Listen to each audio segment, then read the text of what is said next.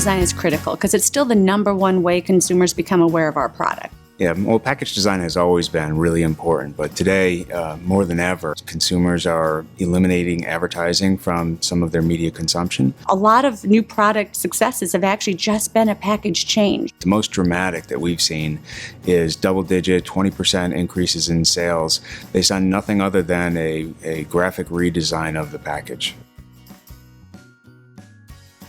Well, package design has to work very hard. It has several jobs to do.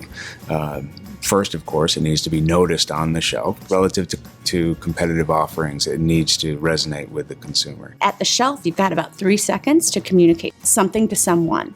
So the package needs to say what the product is, why I would want it, and what is different about it than what's around it.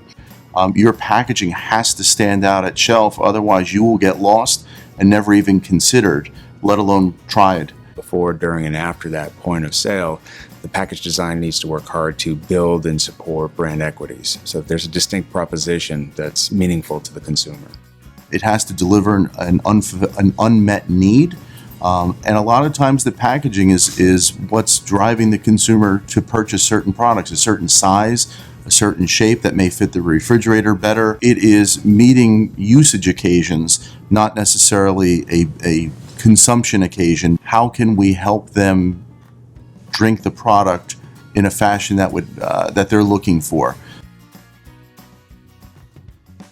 Most manufacturers don't see a lift in sales, and the reason for that is people are very conservative about their package changes because there are plenty of documented case studies where the brand has suffered as a result of a dramatic change in package design. What we find the central issue to be is limited exploration early in the design process. It's very typical to only see 3 directions from an agency.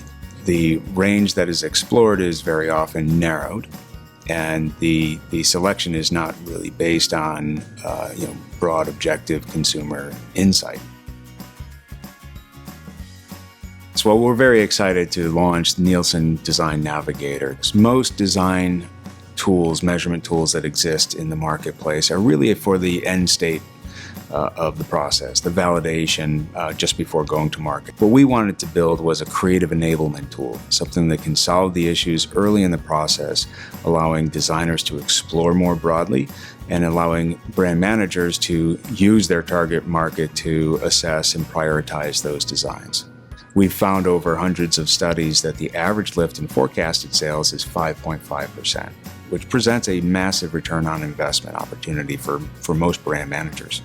There's a general perception that package design has very limited effect on sales. And yet at the same time, people feel like there is great risk to take. But common sense would tell you that there's also an upside to doing dramatic things with package design. The difference is whether or not you know that that bold direction is the right direction. And that's where Design Navigator can really help out.